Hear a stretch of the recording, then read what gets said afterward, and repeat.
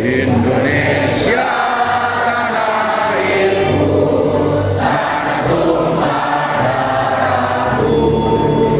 Di sanalah aku berdiri, jadi pandu hidupku. Indonesia kebangsaanku, bangsa dan tanah airku. Marilah kita berseru, Indonesia bersatu. Hiduplah tanahku, hiduplah negeriku, bangsaku, rakyatku semuanya. Bangunlah jiwanya, bangunlah badannya untuk Indonesia Raya. Indonesia Raya, merdeka, merdeka, tanahku, negeriku yang ku cinta.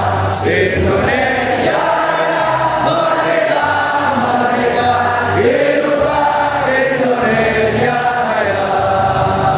Indonesia Raya, merdeka, merdeka, tanahku, negeriku yang ku cinta.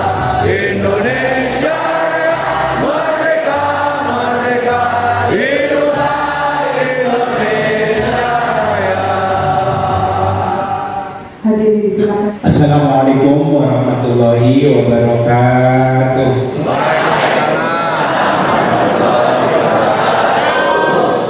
Alhamdulillahirabbil alamin. Wa bihi nasta'in ala umuri dunya waddin.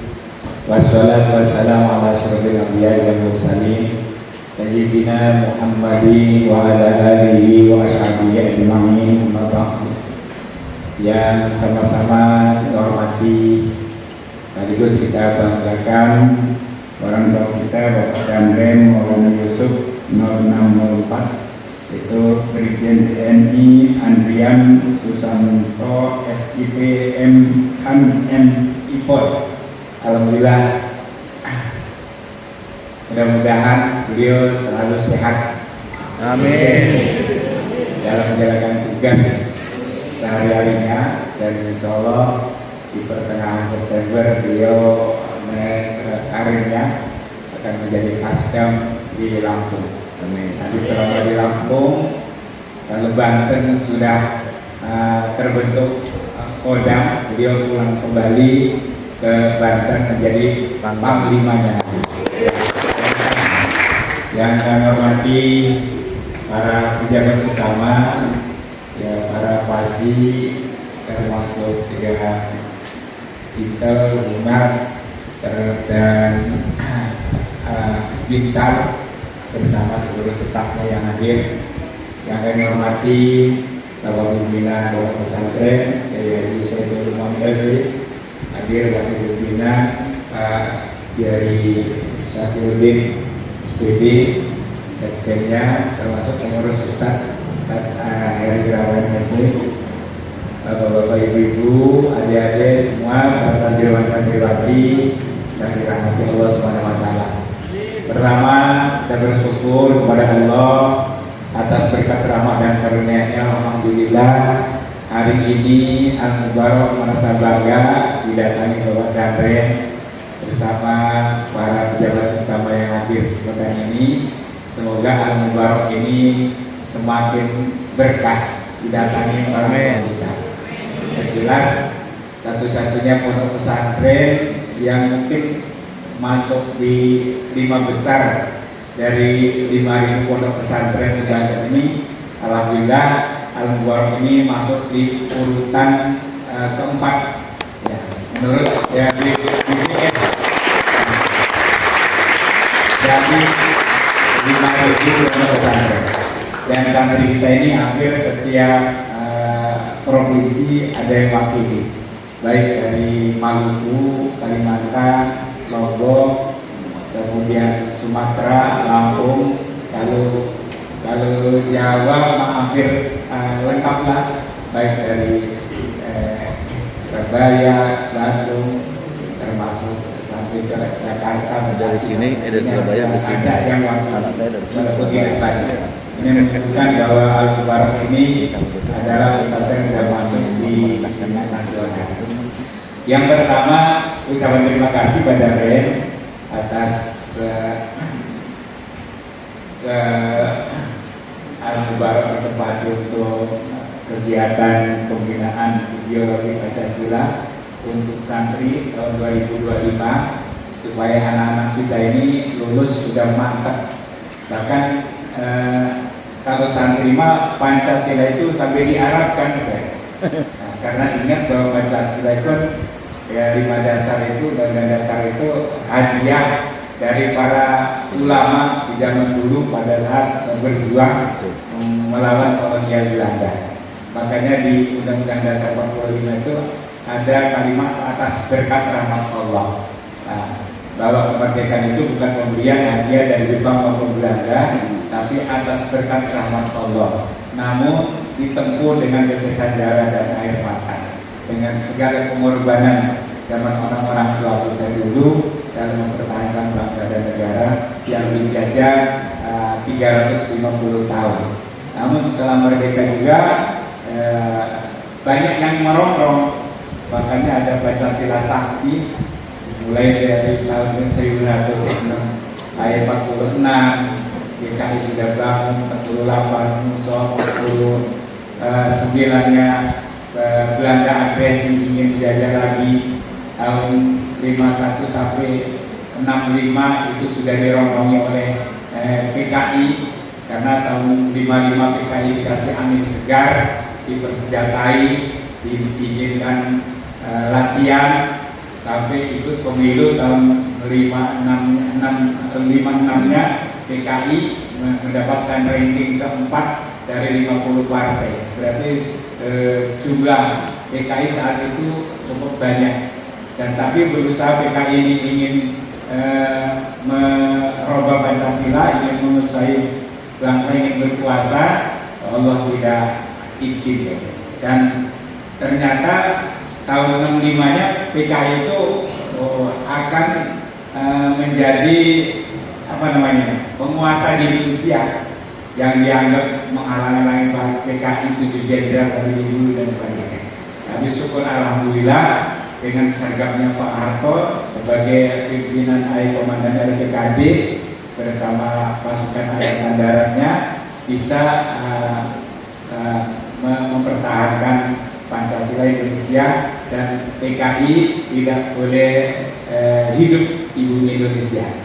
Namun konon prihatin di akhir-akhir sekarang ini sepertinya PKI itu menyusun kekuatan sampai ada kegiatan-kegiatan nyanyian termasuk rapat-rapat, tapi insya Allah sesuai dengan historis bahwa kiai bersama pondok pesantren dan santrinya itu siap mempertahankan bangsa dan negara dengan segala karena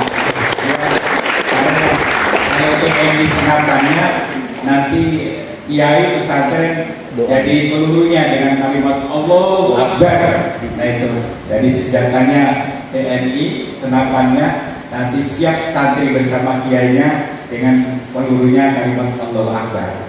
Karena kalimat Allahu Akbar itu kalimat yang maha sakti dan segala-galanya. Gemuruh kalimat Allahu Akbar itu membangkitkan semangat juang umat Islam, seperti yang dikumandangkan oleh Jenderal Sudirman, Bung Tomo dengan memastikan Allahu Akbar, Belanda Jepang angkat kaki dari Republik Indonesia yang tercinta. Insya Allah. Sekali lagi ucapan terima kasih Pak Erwin. Beliau ini lama sering ke Al-Mubarak, aktif ya. Saya sering diundang terus aluminium, ceramah, untung di Korea, ya beliau lagi waktu jadi bintangnya. Mohon maaf atas segala kekurangannya pada BEM. Wassalamualaikum warahmatullahi wabarakatuh. Assalamualaikum warahmatullahi wabarakatuh.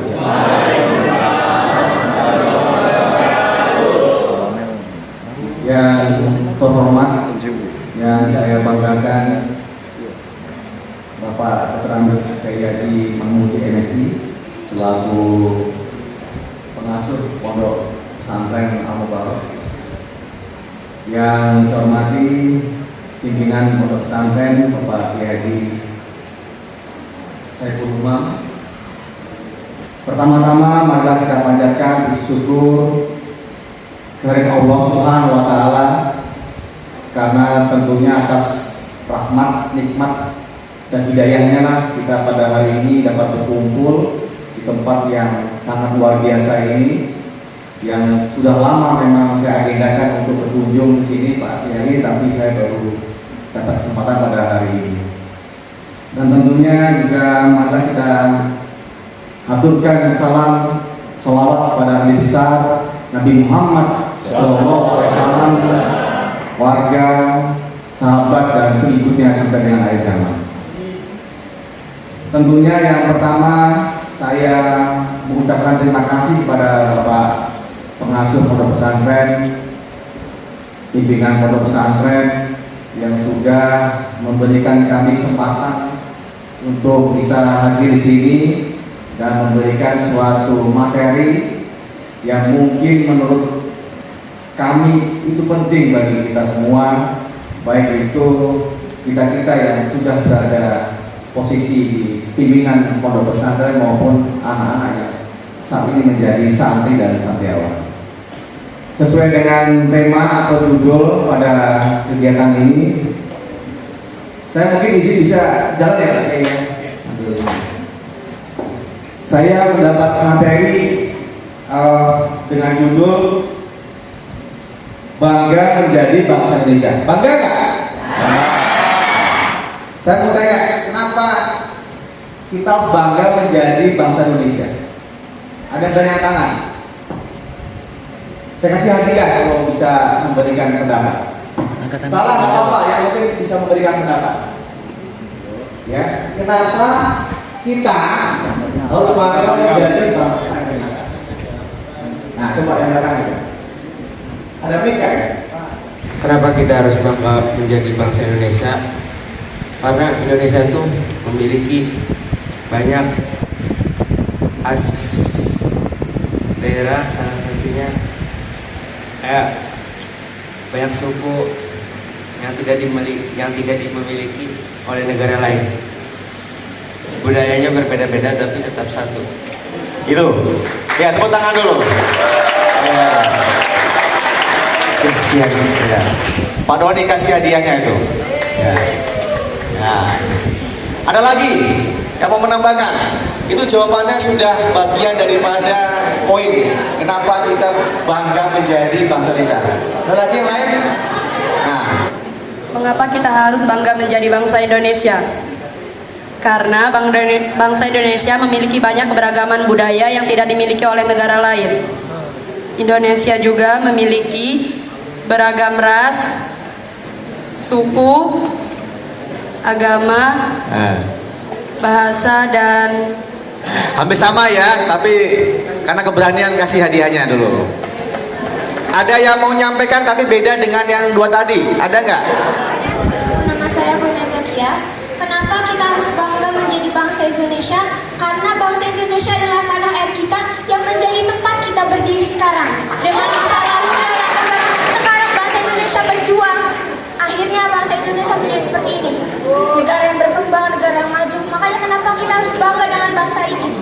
Walaupun masih ada kekurangan di bangsa ini, marilah kita semua perbaiki bangsa ini dengan remaja-remaja yang pendidikannya dimajukan, SDM-nya.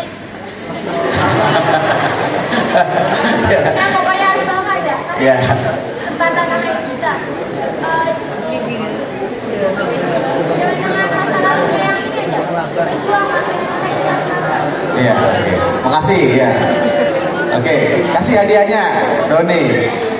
Satu lagi, siapa yang berani? Ya ini. Assalamualaikum warahmatullahi wabarakatuh. Perkenalkan, nama saya Solwari Siregar.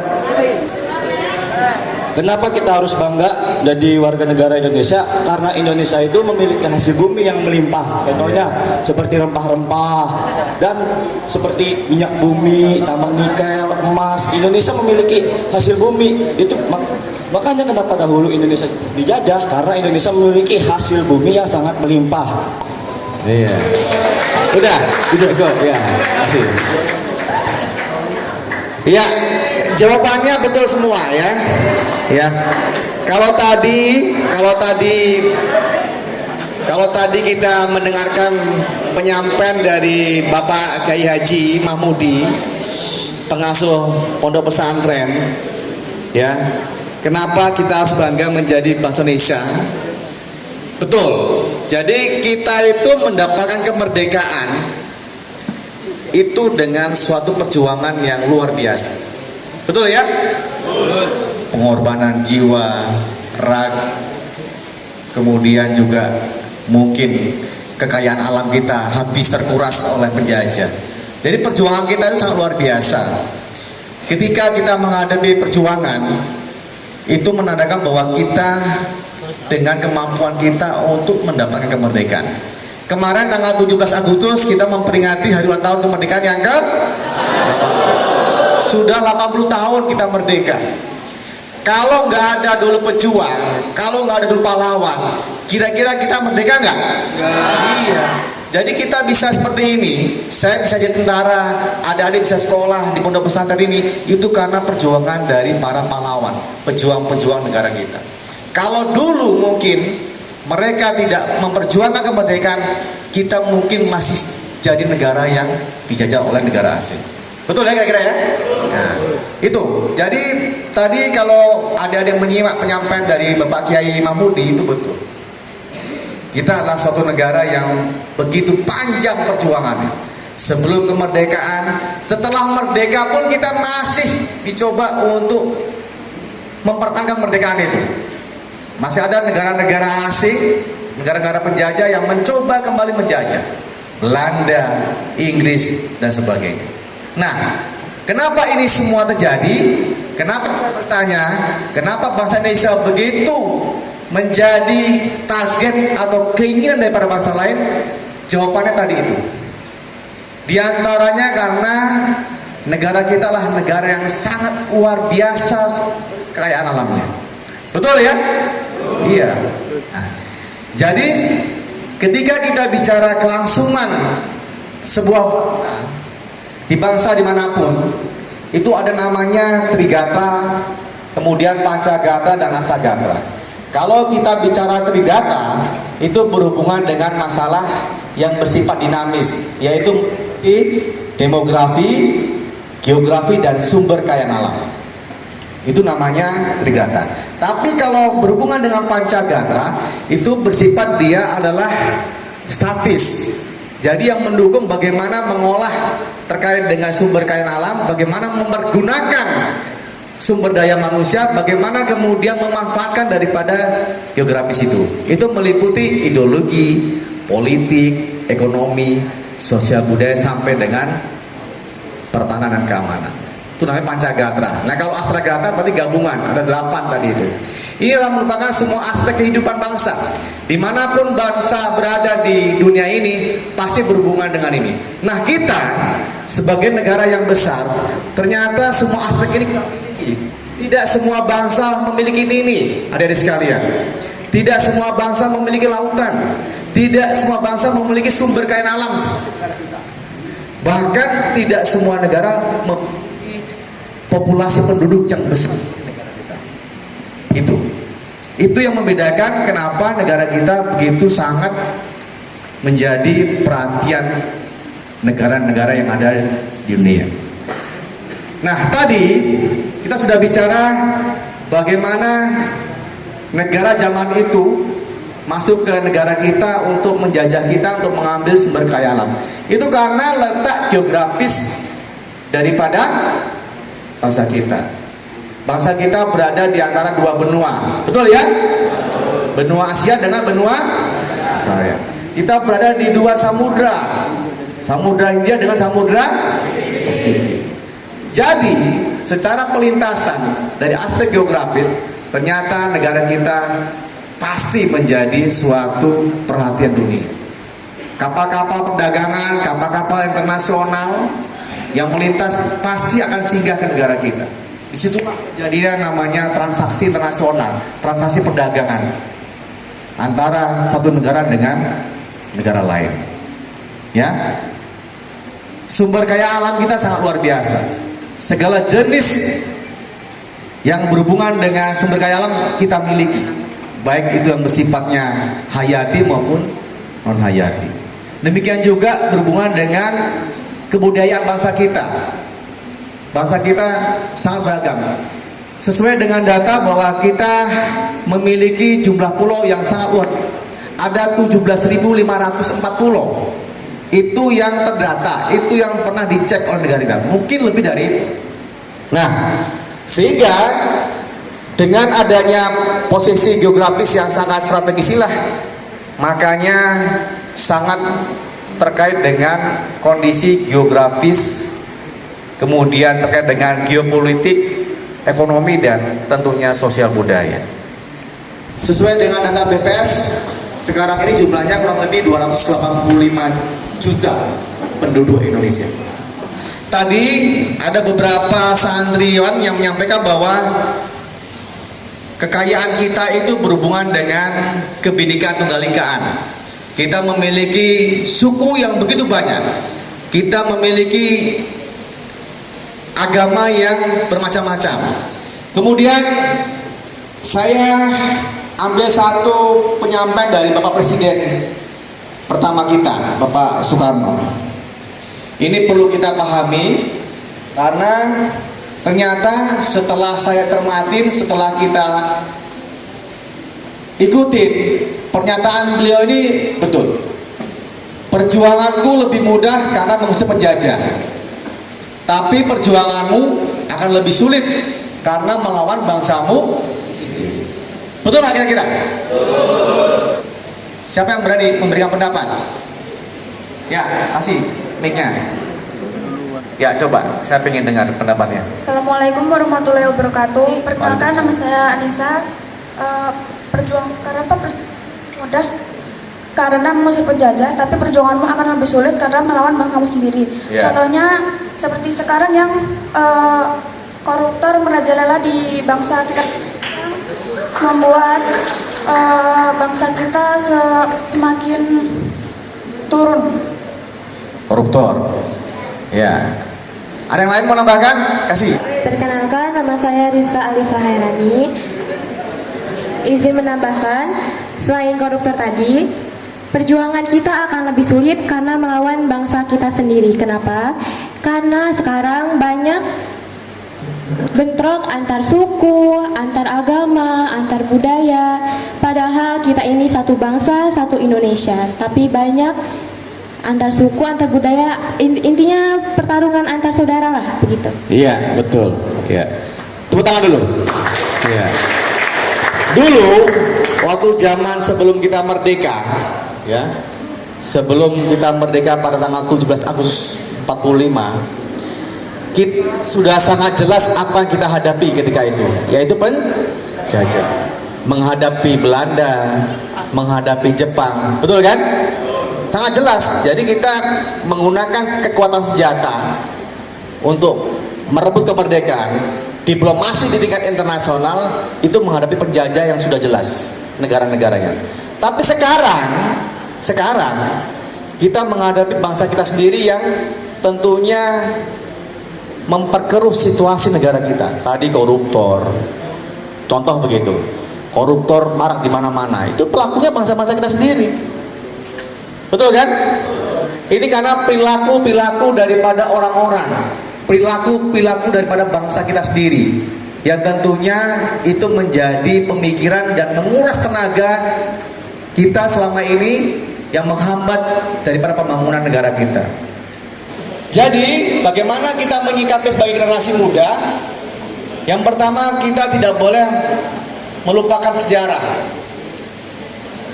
Kita bisa di sini, bisa berdiri di sini itu karena perjuangan daripada para pahlawan kita. Tidak boleh kita melupakan sejarah.